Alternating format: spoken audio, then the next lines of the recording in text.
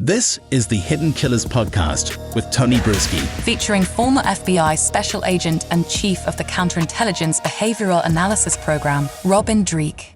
Chad Daybell, is he paddling upstream now without a paddle? That kind of appears to be what may be about to happen. Of course, he'll probably get, some new attorneys in there. But John Pryor, the one who's, been with him, been the paddle for the last almost 3 years, saying, I'm out, or at least can I be out, please? Can you take me out? Because I want to be out. I seriously want to be out. There's a lot of questions here with this. I get it. I don't understand why anyone would have signed up to represent Chad Daybell to begin with. Doesn't seem like a very winnable case or a place you really want to be on the representation side, even for the publicity. But here we are, 3 months before the trial is supposed to start, and he's saying, I'm not death penalty qualified. You already knew this. And I'm not getting paid anymore either. So I get both arguments, but why now? Why 3 months before the trial are we making this realization and going to the judge saying, can I please be recused from this? Joining me to discuss, Dreeke, retired FBI special agent. I don't know. What do you think? Weird decisions, weird timing. Although, am I missing it? Is there some strategy to this?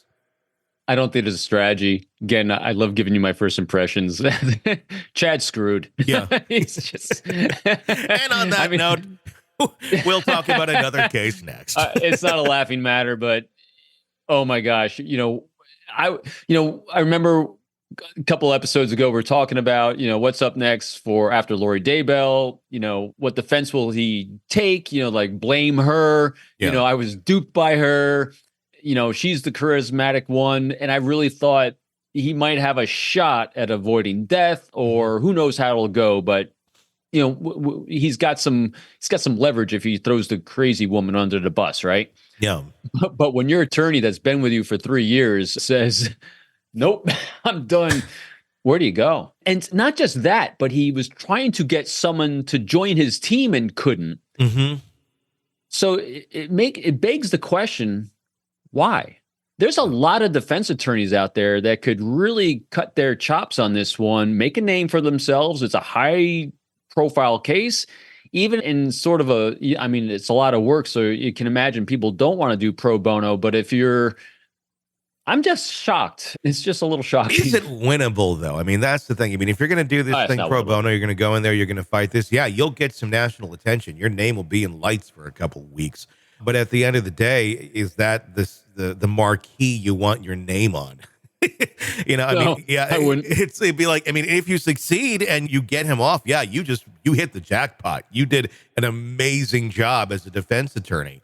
But that's the thing. I think every defense attorney with any sort of sense, including brand new ones, are like, and I'm wondering, is that why John Pryor is finally walking away? Did he think he had some angles here and some ins, and then as time went on, it was clearer and clearer that he's dealing with the devil?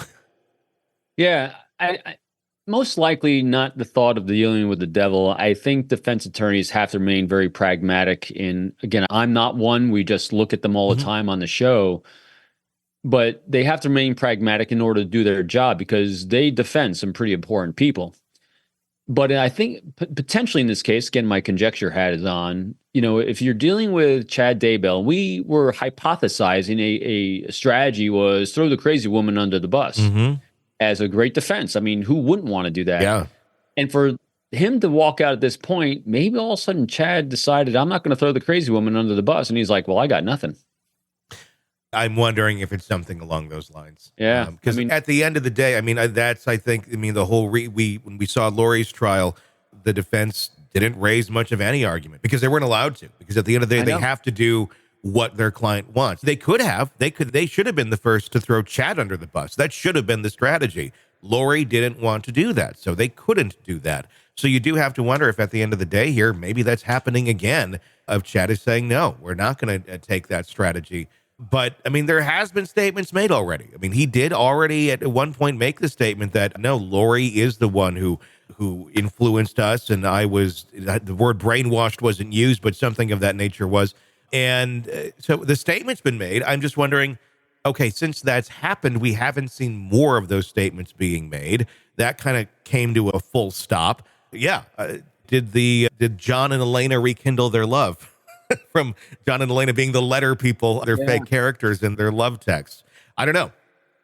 I'm with you on that one too, in our hypothesis conjecture hat, because you're right. I mean, if you're trying to, just look what the attorney for Koberger is doing. Yeah. She keeps leaking out all these things and all these hypotheses out there for the general public's consumption and for social media's consumption to try to sway doubt. Mm-hmm. And we're not seeing that in this case. Yeah. And you'd think that if you had an angle, and I apologize for using such a crass word, but throw the crazy woman under the bus, you would see more of that coming out. Like you said, he's made the statements, but they seemingly backed off, and it's like there's something going on, and I'm wondering what that is. Yeah, it seemed like that, where they were starting to kind of paint that strategy picture, and then silence, and now attorney's out. Does make you wonder what's going on. It'll be exciting someday to make the FOIA request for the phone calls once these aren't active. Yeah, that's what I'm curious about too. Active cases, because that would be interesting. Can inmates contact inmates via phone? Can you call to another? That's an interesting question. Yeah, it is a great question. I would think you could write. Maybe. I'm sure maybe they're writing each other like love letters and poems and. I think it might give some leakage as to. I think after we watched Lori on trial and saw her brain on display and her thought process, we were thinking that maybe Chad was the semi-sane one or saner one. I think we might have overestimated that. Just a little. I think it's all crazy. These are just horrible people that did horrible things to their children. Sick of the ads? We are too. Start listening with no commercials now and get access to all of our episodes in advance of everyone else. Become a True Crime Today Premium Plus subscriber on Apple Podcasts. Search True Crime Today Premium Plus on Apple Podcasts or go to our podcast page and sign up now. True Crime Today Premium Plus. Sign up now.